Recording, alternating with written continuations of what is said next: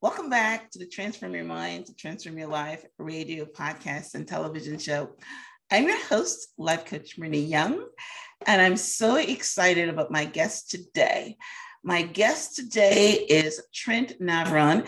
He's the program manager at Satguru's Isha Center. And we are going to be talking today on the topic of partnering with Satguru to prevent soil extinction. And, I was introduced to Satguru by listening to a podcast, and I was really blown away by his work. I started by, ordering his book, Inner Engineering. And since then, I've followed him in social media and listened to him.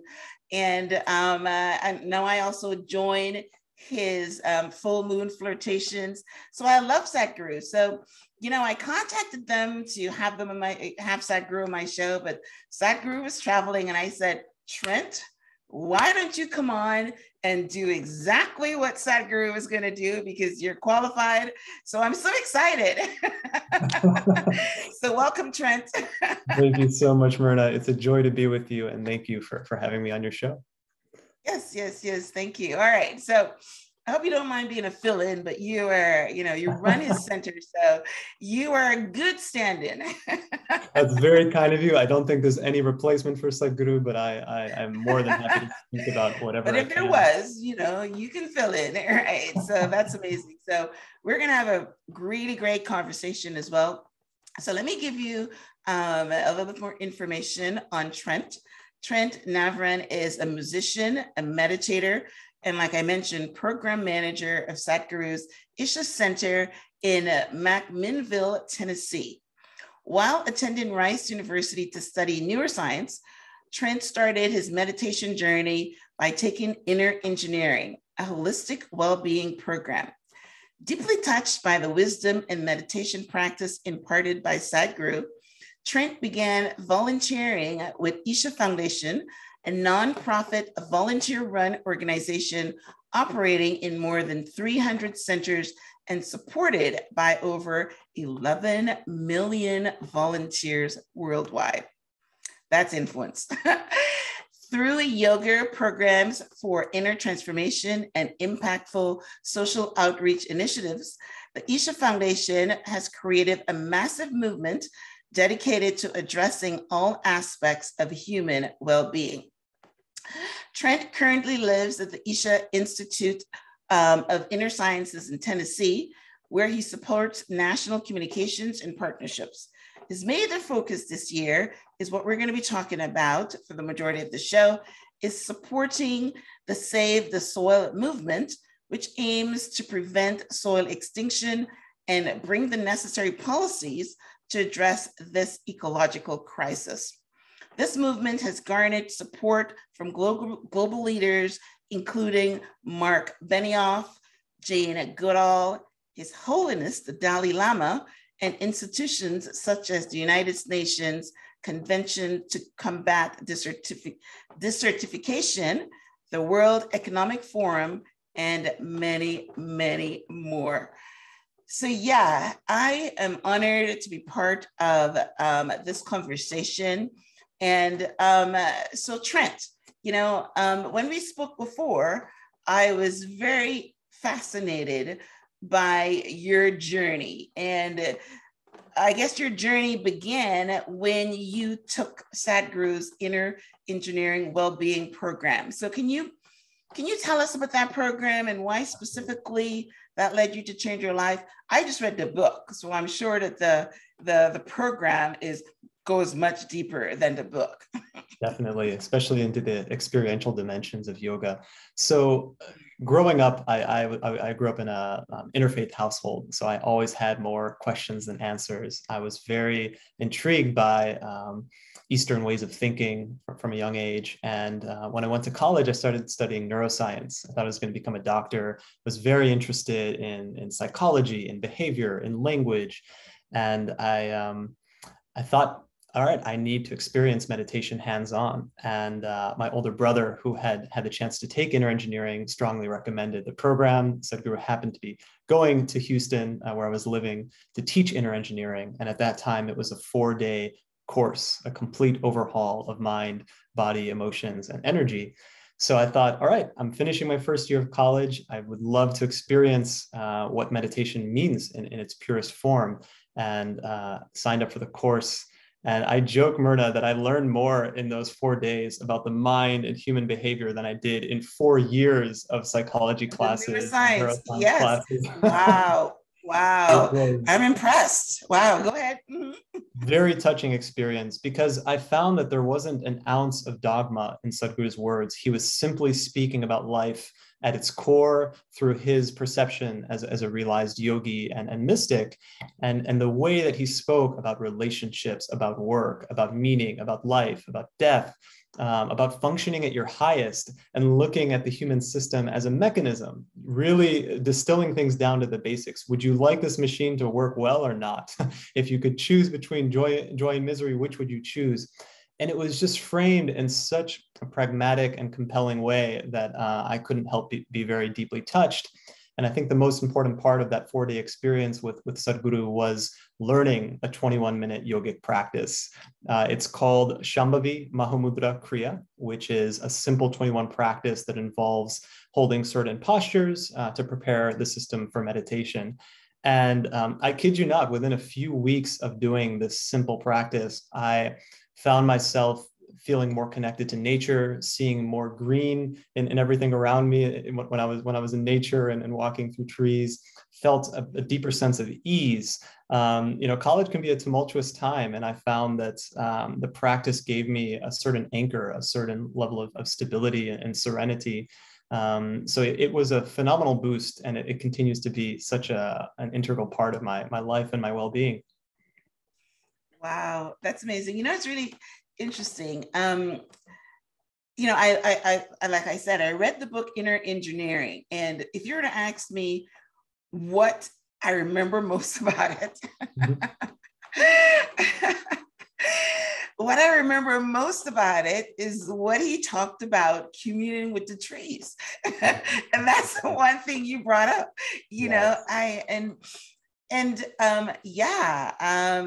since then I've had quite a bit of guests to talk about, communing with trees, communing with rocks, communing with mountains, just communing with nature, communing with, I had a guest that talked about the, what did she call it? The spirits of the land and all that stuff. But the first time that I actually started that practice of noticing the trees and communing with them was after I read Inner Engineering. But Amazing. yeah, so but that is amazing what you just said regarding you're studying to be a neuroscience. Neuroscience is all about the working of the brain, and the brain controls the body, controls the the mind and all that stuff.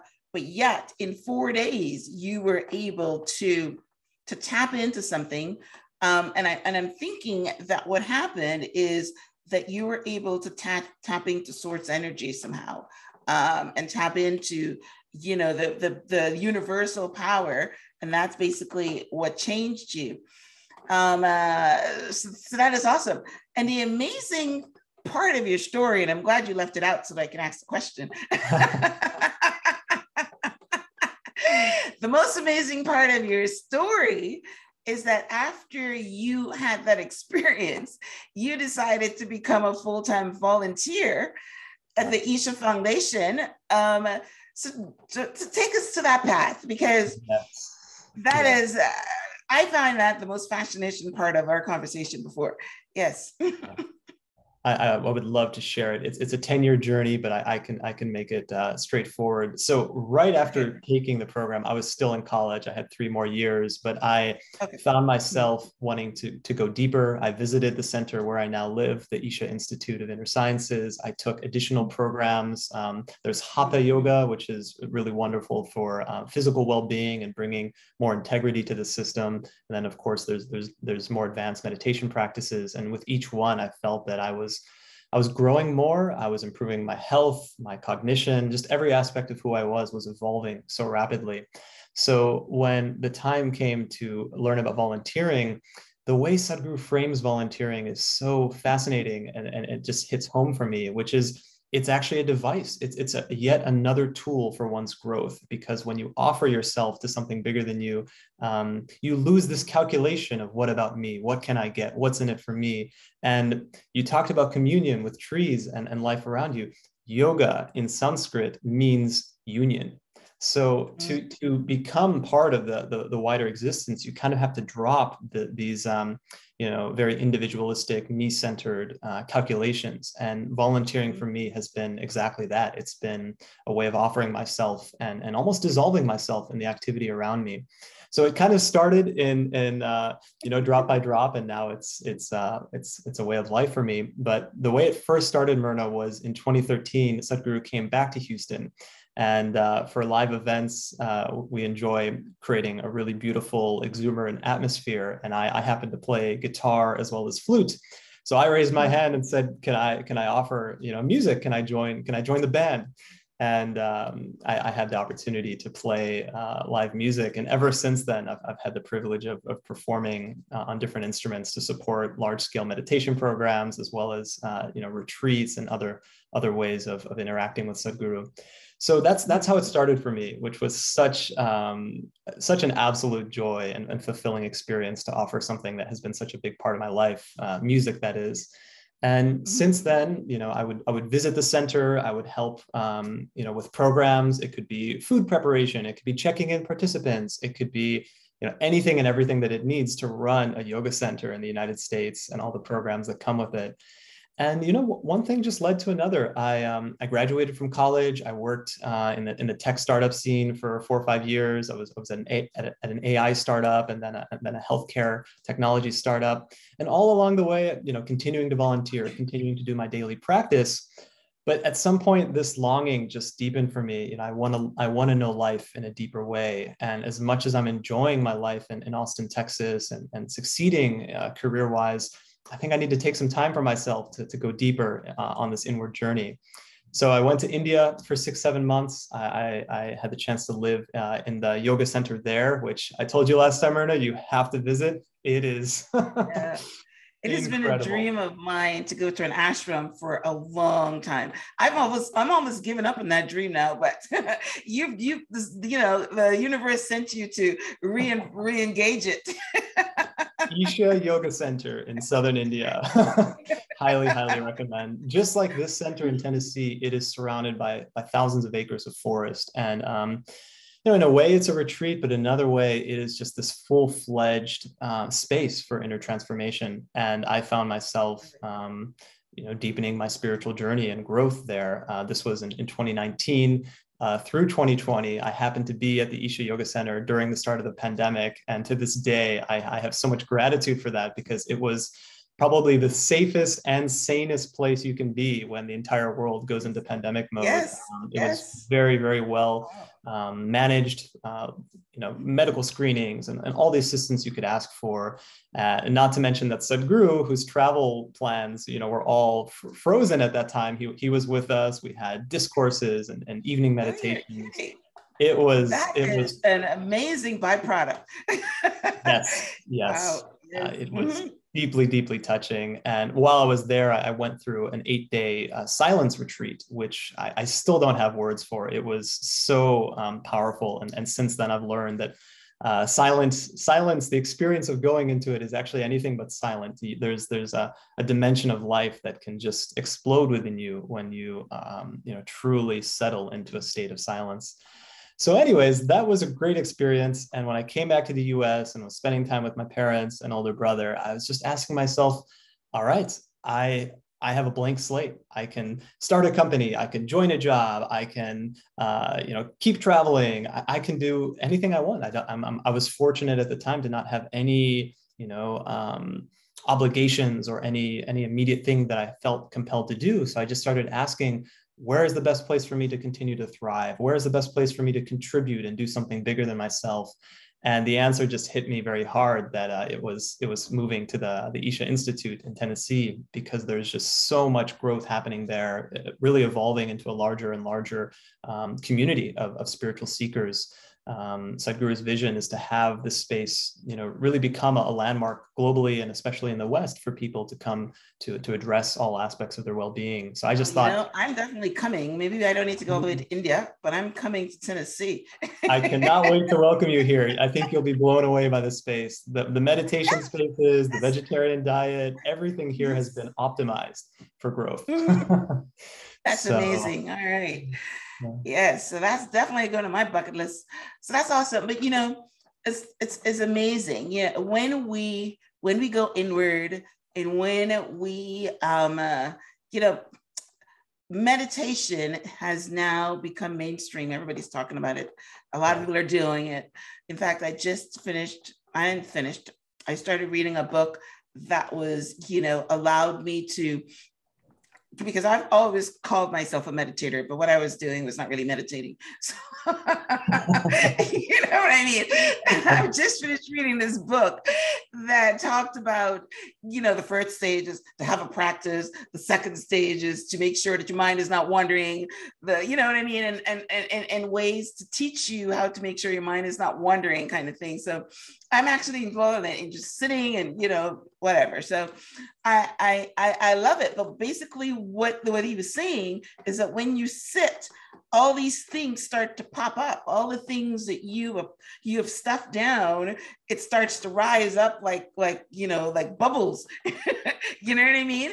Absolutely. Yeah. So it's an excellent practice. Silence, whether you're communing with God or nature or trying to hear or having things that you've stuffed down pop up. It's amazing. And I've always been fascinated. And my fascination started with when I read Robin Sharma's book, what was it called now? The Monk Who Sold His Ferrari? The Monk Who Sold His Ferrari, exactly.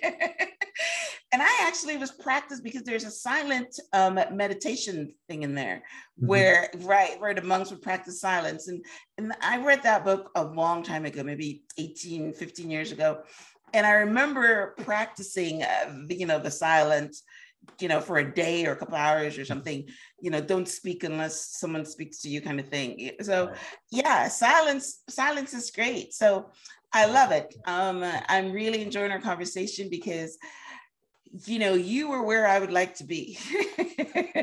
I'm going to see you here soon, Myrna. I'm positive of it. It's just a matter of time. I know. And I love your word, a spiritual seeker. I guess I'm calling myself that. So that's awesome. All right. So we talked a lot about Sadhguru. We talked about the Isha Center. Our conversation today is about the Save the Soul movement. But before we go on to there, let's give the listeners some information about Sadhguru, the guru, what his initiatives are, and what are some of the things that he leads. So for people that don't know who he is. Absolutely. So there are many ways of describing Sadhguru.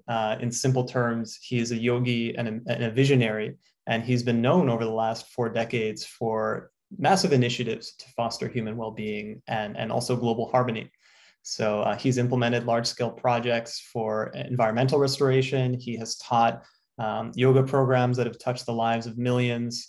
Fundamentally, his mission, as I understand it, is to raise human consciousness, to allow people to experience the enormity of what it means to be human, and moving humanity from a compulsive state of existence to a conscious state of existence, doing things in a conscious way, in a way that is conducive for one's growth, for one's well-being, and for the well-being of all.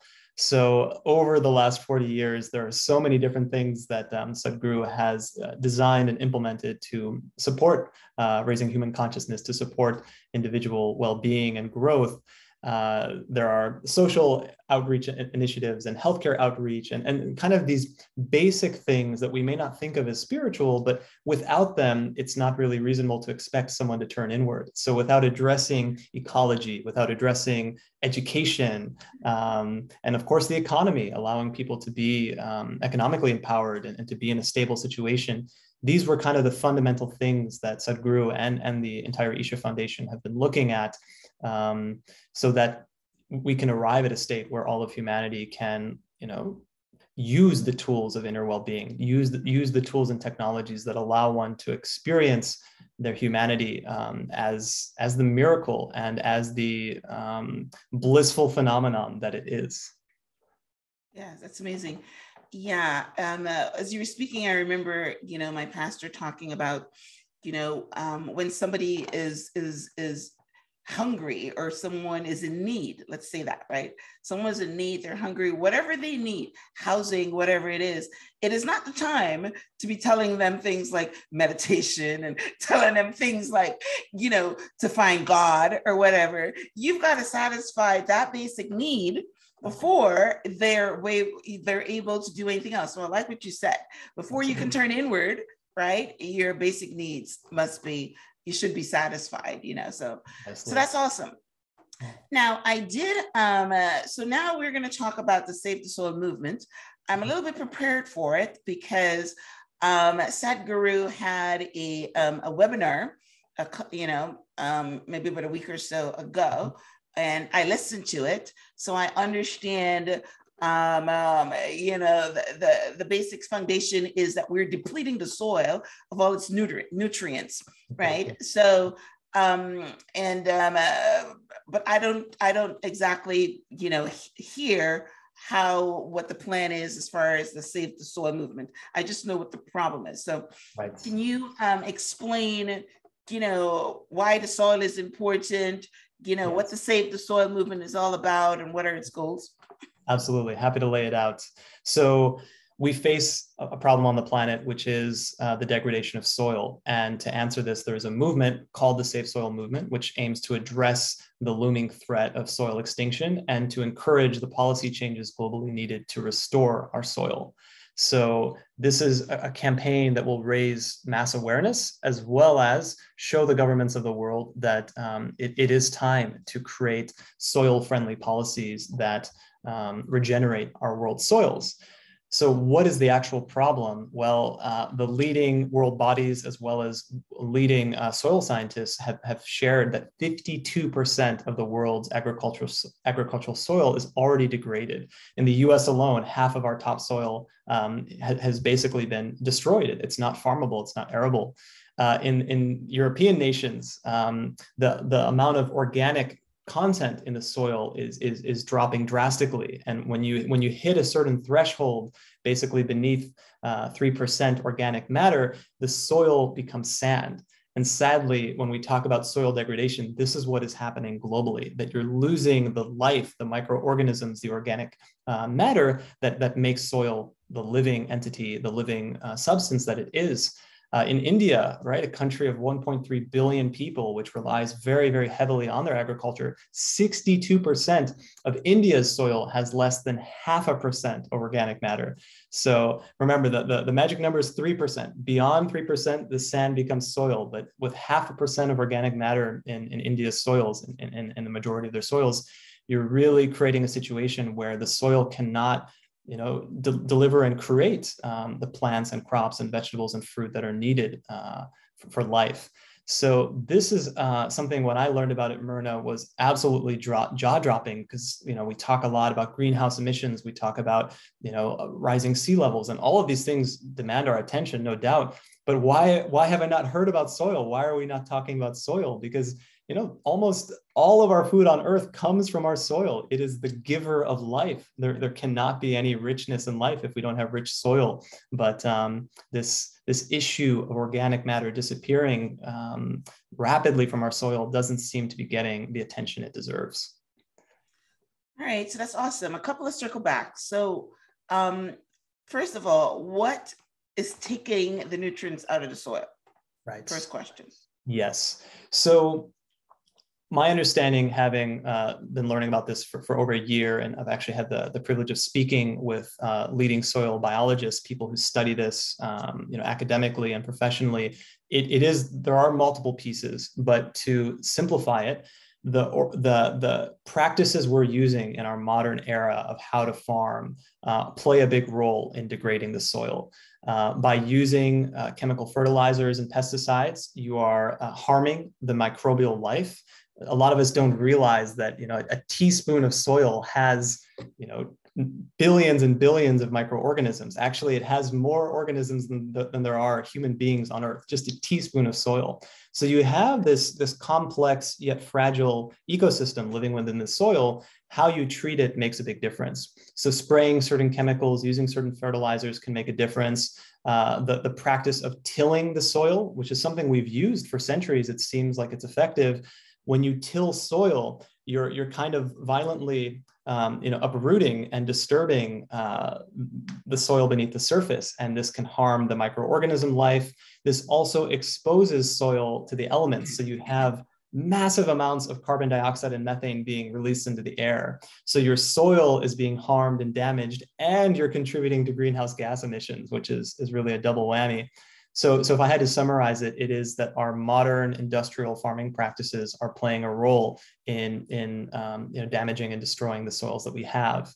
Can we change it overnight? No, but should we be aware that these are the problems that we're facing and find solutions to boost the organic matter? Absolutely. And there are so many amazing people in this arena, regenerative farmers, policymakers who are aware of the soil issue, entire nonprofits and divisions of the UN who recognize that we are heading towards desertification. We're heading towards arid areas where there used to be thriving soil. So this is a part of the planet that we must take steps to save.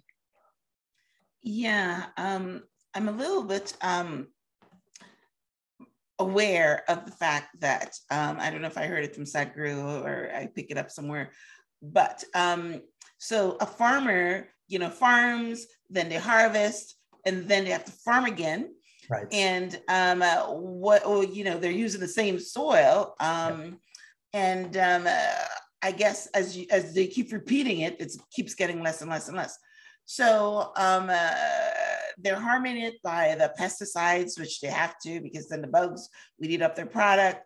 They're harming it by tilling. But it is, if we don't stop this degradation of the soil, is there a way to put it back in? I remember when I was growing up, we would use cow manure as our fertilizer. Beautiful. Very, very vital. Can that work? Yes. There's something I would just love to share with your audience to learn more about this, because the solutions and problems have been known actually for decades. We're not reinventing anything here. Many indigenous cultures and traditions across the planet for centuries, if not millennia, have had thriving soil. It's really only recently that we're facing such widespread destruction of our soil. So the consciousplanet.org website has a wonderful video that we've created to share, the problem that's being faced. So if your audience goes to consciousplanet.org, there's a simple video that describes this problem in very simple but scientifically backed ways. There's also a documentary which was a game changer for me. It's available on Netflix, called Kiss the Ground. And this is a phenomenal resource that explores in depth the vital role that soil plays in our life, as well as the people who are trying to turn around this crisis. And both on the Conscious Planet website and this documentary, and of course, so many resources that are out there, we will quickly learn that the problem is the bulk of the problem is created by our farming practices, and the solution also lies in our farming practices. So what you mentioned about animal waste, it can be cows, it can be goats, it can be chickens. Simply having animals grazing the land and dropping their waste, it inoculates the soil with organic matter. There's also a very vital and well-known technique called cover crops, where for periods of time you aren't actually farming the land, or at least plots of land for specific harvests. You're actually planting different kinds of crops and trees and shrubs that invigorate the soil, that capture carbon and other nutrients from the atmosphere and embed it into the soil, which again is a phenomenal thing to address global warming and greenhouse emissions. So these are two examples of many practices that are great for the soil. But if we can add more plant matter and animal waste to the soil, that can bring more organic content.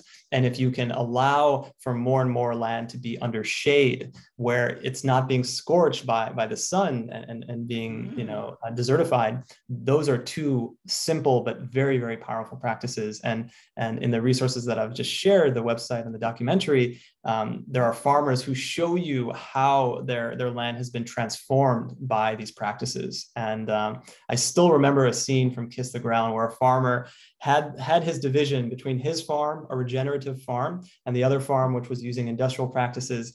It was day and night, Myrna. One farm, the one using industrial practices with chemicals and fertilizers, looked very, very kind of arid and already desert-like, not a lot of life, very little green.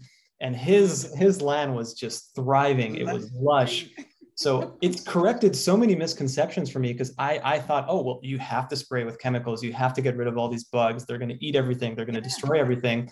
The reality is, when you have thriving soil, there is an intelligence already taking place in this soil ecosystem of the plants and what the plants release, and the mushroom life and the fungal life. There's so much going on in the soil that they actually have their own protection mechanisms. It's only when you weaken the soil so much that the plants become weak that you have to spray them to give them a defense mechanism. But when you have thriving soil, you truly have thriving plant and agricultural life that need not be sprayed by modern day chemicals. This is at least what I've gleaned. I'm not a farmer. I'm not a soil biologist. I have to admit that. But from what I've absorbed in the last year, these are some of the truths that I want to share with you. No, but you know something? That makes sense. It makes sense that what do we know about the universe? That everything comes, as the way it should be. So what you're saying is, for instance, we looked at the cactus, or we look at some animals that have, a way to protect themselves from the enemy. But everything has, I almost want to think of the solution isn't the problem, because that's a quote that I've been using recently. But yeah, what you're saying is that's absolutely amazing. So here you're having the farmer that's saying, well, if I don't spray, then I have no crop, right? And then not only is he spraying and he's damaging the soil, but then we humans on the other end are eating that stuff, and it's bad for us, and it's giving us all kinds of diseases and things like that. So here the solution is to go back to the original way, where the soil and the plants have their own defense mechanisms, and you don't need to spray, then everything. I absolutely love it. I absolutely love it. Yes. So yeah, and the first step is awareness for anything, which is basically why we're talking. Sadhguru is talking about us being conscious beings and not just reactive beings. So consciousness, because yes, people always operate by their level of knowledge. So the farmers don't know any better. They're just trying to survive. So that is amazing. And the other thing I want to circle back to, you said that 62% of the soil in India have less than 0.5% of organic matter. Mm-hmm. So, and of course, India has the largest population. I'm not sure. I think they're still over at China, right? I think they're very close. China might have a little more. I'm not actually sure. All right. Well, okay, right. So it's it's a big market. It's billions of people there. So, and I know that Sadhguru is from India. So what are they doing there to handle this problem? Yeah, so just to correct that, since I'm sure your audience is going to wonder which one has more, I think China has 1.4 billion, India has 1.3 billion. So really? Okay. Very, very close. China's still on top. China must have just gone ahead recently, because India has always been the one that had the most, right? I see. Well, yeah, in terms of what can be done in India, what I'd like to share is that the work that the foundation has done over the last 30, 40 years has really been a powerful blueprint. I think, again, there are so many amazing individuals doing work because of my understanding of what Isha Foundation is doing. I just wanted to share this beautiful narrative, this story arc. In the late 90s, seeing the desertification unfolding in southern India, Sadhguru decided to start a tree planting campaign. And the objective was we have to bring this land under shade. We have to have trees that can, revitalize the soil, sequester more of the water. Because if your land becomes arid, there are so many issues that come from it, including increased chance of flooding, because now the water will not, soak up into the soil because there is no soil. So right. in the late 90s, there was a massive tree planting campaign called Project Green Hands. And it actually set a Guinness World Record, Myrna, for 850,000 trees planted in one day. Yeah, I remember him talking about that on maybe on the same podcast that I heard him speak when I bought the book. Yeah, I remember that initiative. Anyway, go ahead. But yeah, I mean, I didn't know what the reason was, but I thought that. We're always saying the trees are good, and that's what I thought, but I didn't know it had something to do with the soil, right? Yes, there are many, aspects of trees in terms of their ability to capture carbon and, of course, release oxygen, the ability to invigorate soils. They're actually a massive economic incentive as well for farmers. I learned about a whole area called agroforestry. I didn't even know this was a thing, but trees can actually become a very valuable asset for farmers because they can grow certain fruits or other things that can be sold. And we've now worked with over 125,000 farmers in India who have seen their profits go up 300 to 800% in just a matter of 5 to 7 years. And again, going back to the pillars you and I were talking about, of ecology, education, economy, this is a win-win, because you're creating this marriage of ecology and economy, where doing the right thing for the land, for the soil, is also doing the right thing for a farmer's livelihood. So it's been very, very touching to learn about this on the ground work through Isha Foundation in southern India.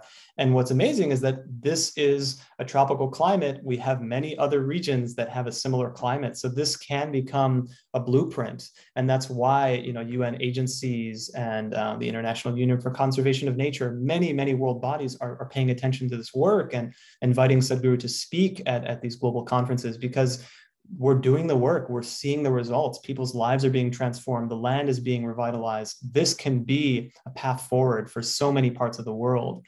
And now where this narrative, where this action has taken us now, is that in the last few years, tree planting initiatives have started, agroforestry initiatives have started, but India also has these incredible rivers that sadly are going dry.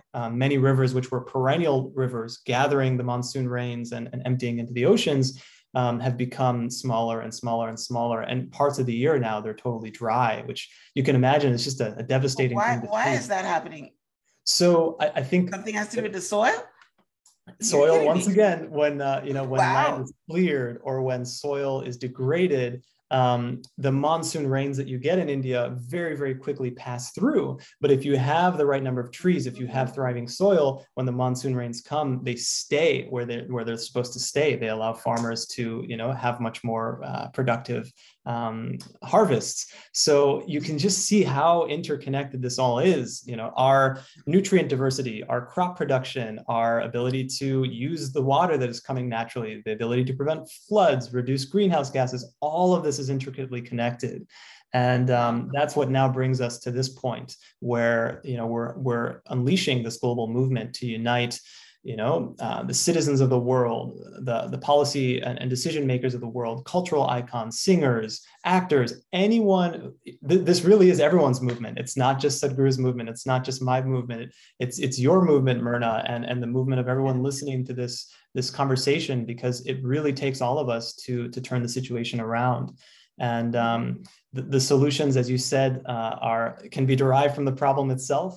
In India, we're seeing that when you like that farmers, one, huh? You're stealing that one, right? I couldn't help myself. It's so true.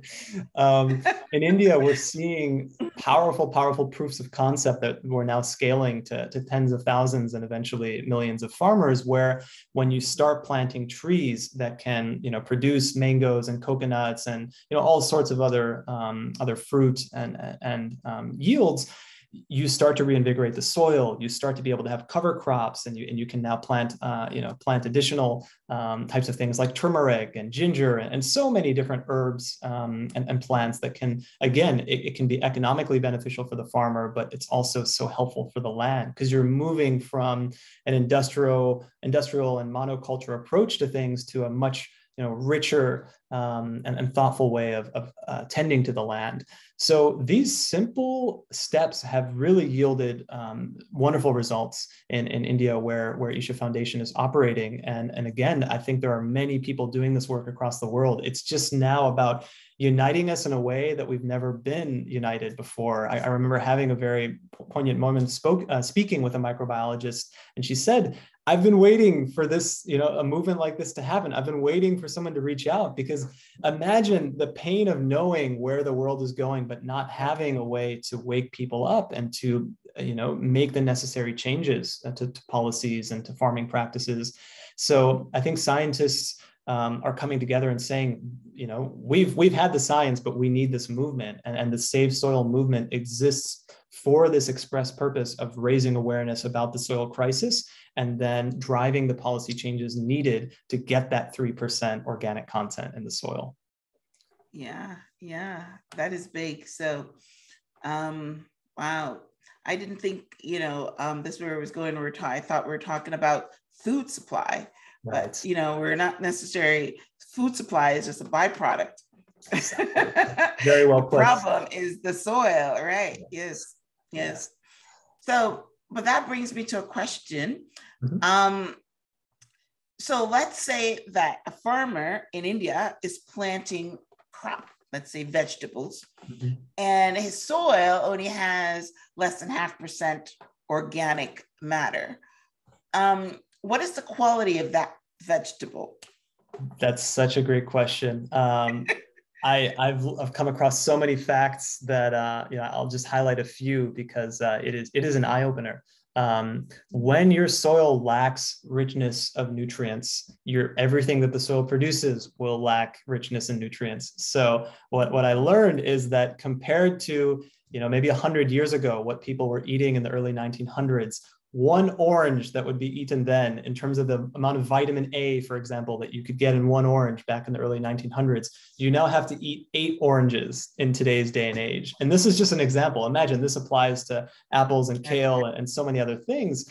The mineral content in terms of calcium or magnesium and iron has dropped 80 to 90% in the last century. And this is for the US, wow. But you see a similar trend all over the world. So if you're talking about the example of an Indian farmer who has soil that is very quickly becoming sand, less than 0.5% of organic content, the vitamin levels, the mineral levels are going to be depleted. You're almost just eating a water bag.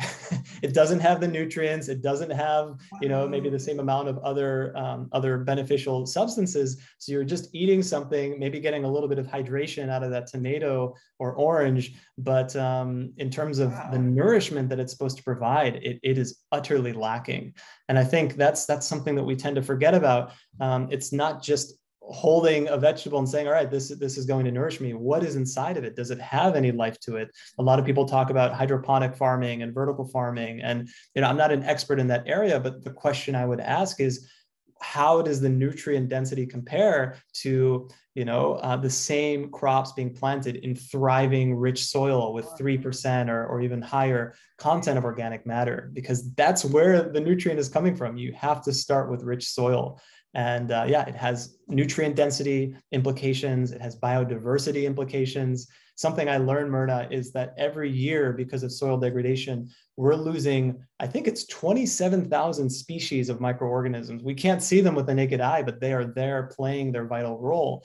So, it's not just the nutrients, it's not just the crops, it's also, species of life, just vanishing from the planet, which may never return because of the way the soil is being degraded. So I think there's a connection that everyone will feel to this, whether it's being able to feed, one's family or the next generation, whether it's being able to respect all life and keep this rich biodiversity existing, whether it's the economy. The UNCCD predicted that by 2050, the global economy could lose $23 trillion through land degradation. So for the people who have that economic calculation, wow, that's if we don't do something now to stop it.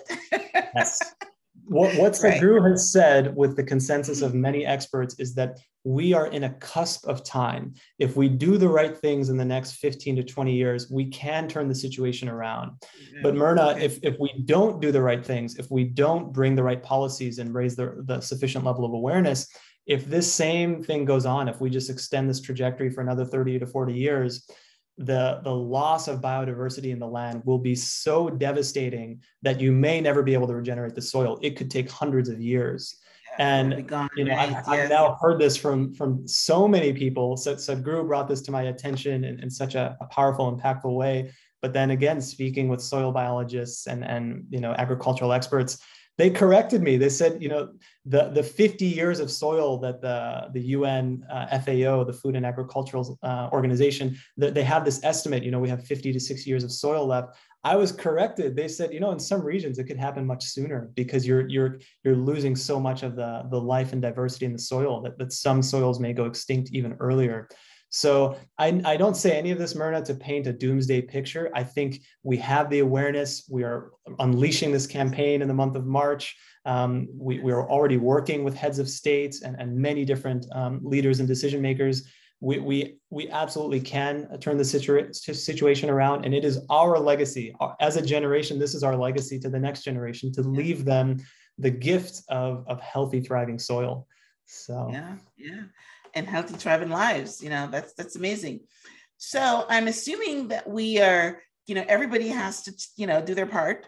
But I'm assuming this initiative needs money. So you're looking at governments to maybe change some practices. And so, what can we do? Yes, I think learning and sharing is a simple but very, very powerful thing, because governments will only act when they know that they have the support of people. This is how democracy works. So by having hundreds of millions of people learn about soil and speak about the problem, and it can start on social media, it can evolve into conversations with lawmakers and people, local, regional, state government. But I think the first step is to just feel the gravity of this problem. Sometimes we have a tendency to so quickly go to the solution. Okay, I'm going to start composting today.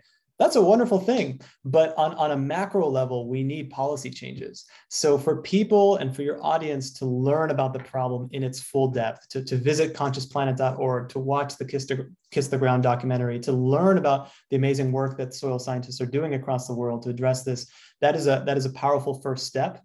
And then I think joining our movement. So from March 21st all the way through the end of June, there will be a powerful 100-day journey. Sadhguru will actually be motorcycling 30,000 kilometers across 27 countries in Europe, Middle East, and then finally in India. He's 65. This is not something you would expect, and it's not a joyride by any means. This is something that he's doing to wake people up and to very swiftly meet with leaders in each country. So if everyone can be with us for this movement and for this 100-day epic journey, that in itself will prove to be invaluable, because we're going to be amplifying things on social media. We're going to be having events that take place throughout all the European countries, into the Middle East, and then India. So I would say for now, it's about awareness, education, and speaking out. And then very quickly, you'll see this movement evolve into the next phase, which is how do we inspire and encourage the governments of the world to pass these soil-friendly policies. So to the citizens of the world, we play a vital role. We don't have to solve all of it, but learning and sharing and speaking about it. Our hashtag is Save Soil. We're going to be active on virtually every platform. So following, Conscious Planet on Instagram and Twitter and Facebook. We have, YouTube content being translated in dozens of languages so that people across the world can learn about this. So the Save Soil hashtag and campaign will be a way of connecting all of us. And you can share a video of you connecting with soil. You can share a video of talking about the food. Where did this come from? Why does the soil matter? Any small action can translate to a groundswell of people becoming aware of the movement.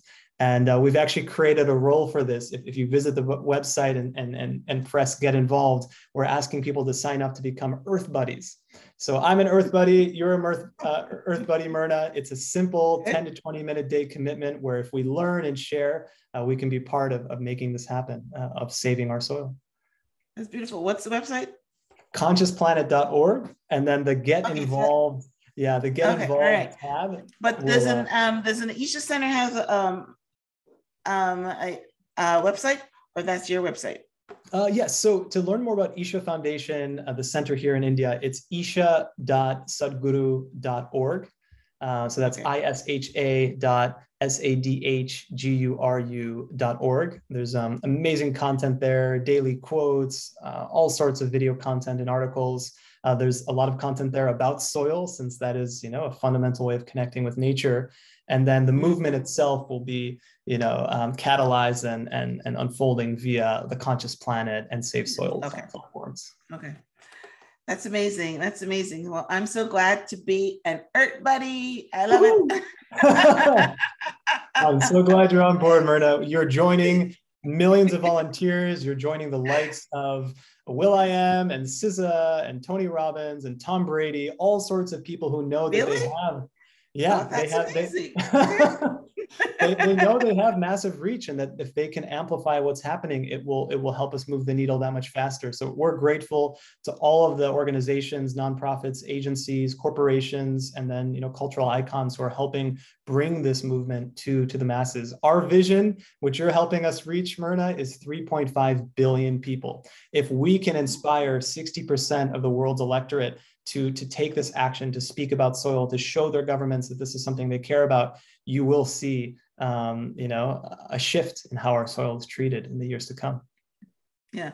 Well, listen, I believe that we inherently are good people. And once we recognize that there is going to be a problem and they have the ability to do something to change it, then they will. So the first thing is awareness. The reason it got this bad is because nobody cared or nobody knew. You know what I mean? So now, another quote that I'm going to leave, that a brain that's changed can never go back to the former. Love that. Love that. All right. Yes. So hitting me with the brain quotes. Yeah. A brain that's, the full quote is a brain that's expanded with knowledge can never return back to the former. So now that they know, now that I know per se, I'm not a farmer, I'm not a planter or whatever. I know that, I grew up in Guyana, and people use cow manure to fertilize, when they were growing their vegetables and things like that, because we lived off the land most of the time. But I mean, I live in a big city, and I've never seen anybody farming, right? So you lose consciousness about that, right? So, but yeah, so this is great initiatives. Trent, thank you so much for expanding our consciousness on several different levels. First, we talked about inner engineering, understanding when you connect to how your body works, it transports you to want to live life for the well-being of others. And I love the fact that you said that when you, I didn't get to comment on it then, but you found that serving gives you great joy, right?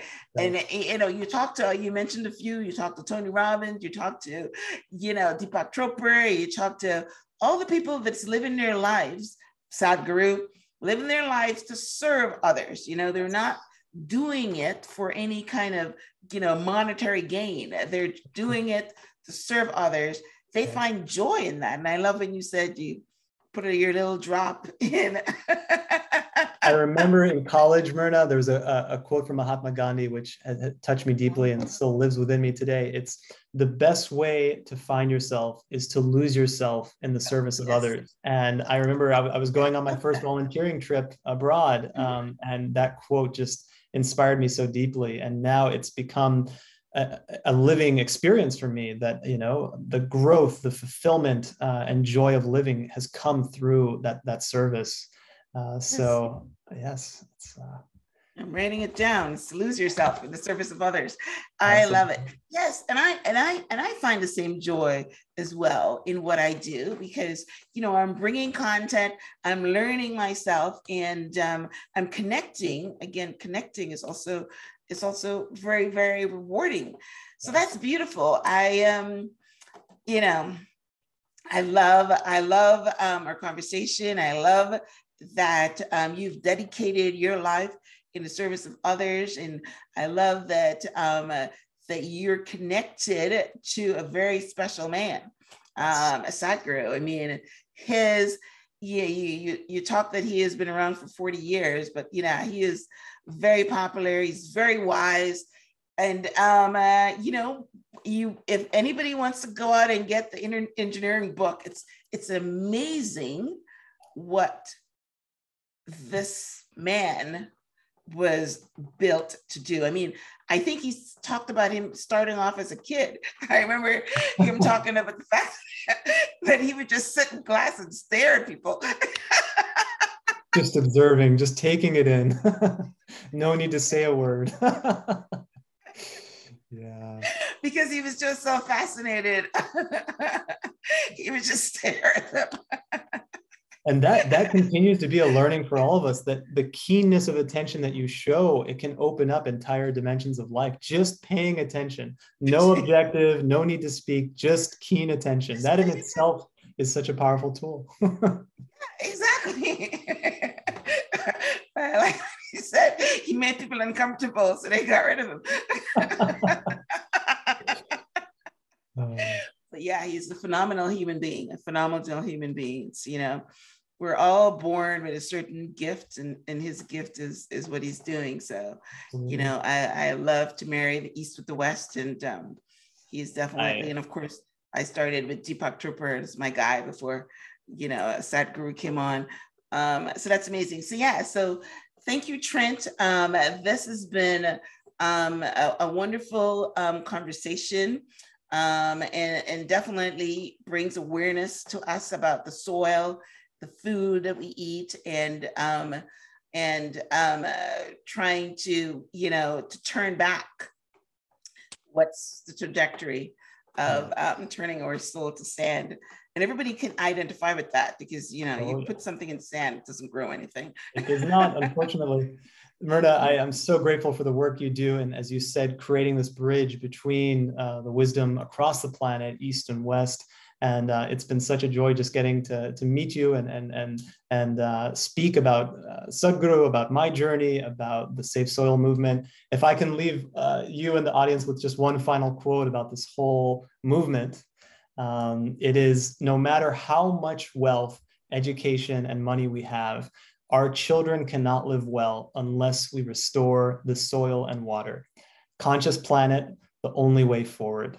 So it's been such a privilege to speak with you and to speak with your audience. And if we can unite to craft a more conscious, thriving planet and a more healthy soil, we will have done our part to leave the world in as good of a state as we can. Yes, that is great. And it all starts with awareness, consciousness. Yes. So right. Thank you very much, Trent. Thank you so much to Sadhguru for the work that he does. And yes, I will definitely become an Earth Buddy. I will definitely do my part, by posting some videos on Instagram and Facebook. And of course, I will be sharing, segments of our conversation here, so that little snippets, so that we can get as many people to join the movement in those 100 days. That sounds like a plan. Thank you again, Myrna. Very much appreciated. Yes, you're very welcome. All right, guys. Well, listen, thank you for tuning in to the Transform Your Mind to Transform Your Life radio podcast and television show. Thank you so much for being an audience that I love to bring you great guests so that your mind is transformed so that you can start living your best life now. So Trent, blessings to you and the work that you do. And so we are going to say goodbye now. And I love I see Sadhguru doing this all the time. I love him. Namaskar. So, namaste. And I think he says what, namastar?